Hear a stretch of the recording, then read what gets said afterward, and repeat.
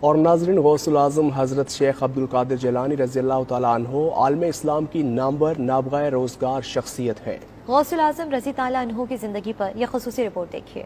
قدوۃ الاولیاء، محبوب سبحانی، قطب ربانی، غوث الثقلین، نجیب الطرفین، غوث العظم سیدنا شیخ عبدالقادر جیلانی رضی اللہ عنہ عالم اسلام کی نامور نابغہ روزگار شخصیت ہے۔ آپ یکم رمضان المبارک 470 ہجری کو ایران کے شہر جیلان میں پیدا ہوئے۔ والد محترم کی طرف سے آپ کا سلسلہ نسب سیدنا امام حسن علیہ السلام، جبکہ والدہ ماجدہ کی طرف سے آپ کا سلسلہ نسب سیدنا امام حسین علیہ السلام سے ملتا ہے۔ آپ کے والد گرامی مجاہد اسلام سیدنا ابو صالح موسیٰ جنگی دوست رحمت اللہ علیہ بھی ایک ولی کامل، اور آپ کی والدہ ماجدہ ام الخیر سیدہ فاطمہ رحمت اللہ علیہ بھی عابدہ زاہدہ خاتون تھیں۔ آپ کے دادا جان اور نانا جان سمیت آپ کا خاندان اولیاء اللہ کا خاندان تھا۔ آپ کی ولادت چونکہ رمضان المبارک میں ہوئی تو اس ماہ مبارک میں آپ نے سحری کا وقت ختم ہونے کے بعد افطار تک دودھ نوش نہ فرمایا۔ آپ نے ابتدائی تعلیم اپنے گھر ہی میں اپنی والدہ ماجدہ اور قصبہ کے دیگر علماء سے حاصل کی۔ آپ اعلیٰ تعلیم کی غرض سے 488 ہجری کو 18 سال کی عمر میں بغداد شریف تشریف لے گئے اور وہاں کے بلند پایا مشائخ کرام اور جید علماء سے کسب فیض کیا اور علمی کمال حاصل کیا۔ آپ نے ہر فن کے لیے اس فن کے ماہر اساتذہ کے سامنے زانوئے ادب طے کیا۔ آپ کے مقام ولایت اور شہرت کا بنیادی سبب آپ کی علمی عظمت اور مقام و مرتبہ ہے۔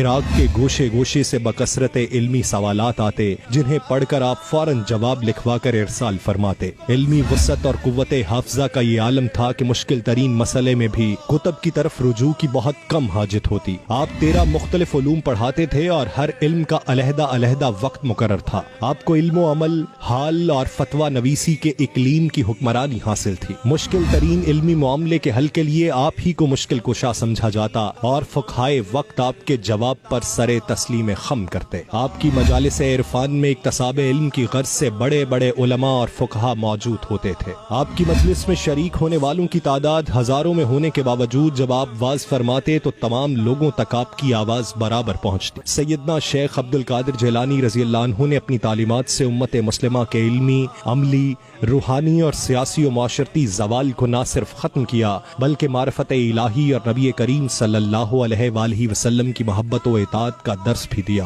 اور جینے کا سلیقہ بھی سکھایا۔ آپ کی تعلیمات نے امت مسلمہ کے افراد میں نئی روح پھونک دی۔ آپ بالاتفاق علم و فضل، عبادت و ریاضت، زہد و تقوی، حسب و نسب اور ولایت میں اعلیٰ مقام پر فائز تھے۔ آپ زہد و ولایت کے اس مقام پر فائز ہوئے کہ تمام سلاسل طریقت نے آپ کو سلطان الاولیاء، تمام ولیوں کا سردار تسلیم کیا، کیونکہ آپ کی بارگاہ سے فیض یاب ہو کر بے شمار لوگوں نے مقام ولایت حاصل کیا۔ تصوف و طریقت کے حوالے سے تمام سلاسل تصوف کے اکابرین کو بالواسطہ یا بلا واسطہ شیخ عبدالقادر جیلانی رضی اللہ عنہ کے وسیلے سے ہی گلشن تصوف سے خوشہ چینی کا شرف حاصل ہوا۔ آپ کے روحانی سلسلہ عالیہ قادریہ سے لاکھوں اولیاء کرام منسلک ہیں۔ آپ کا وصال مبارک 561 ہجری میں ہوا اور آپ کا مزار مبارک بغداد شریف میں مرجع خلائق ہے۔ ہر سال 11 ربیع الثانی کو بغداد شریف میں بالخصوص اور دنیا بھر میں بالعموم آپ کے عرس پاک کی تقاریب کا انعقاد کیا جاتا ہے۔ دور حاضر میں آپ کی تعلیمات و فلسفے پر عمل پیرا ہونے کی ضرورت ہے۔ آپ کی ذات بالخصوص صوفیاء کرام اور بالعموم امت مسلمہ کے لیے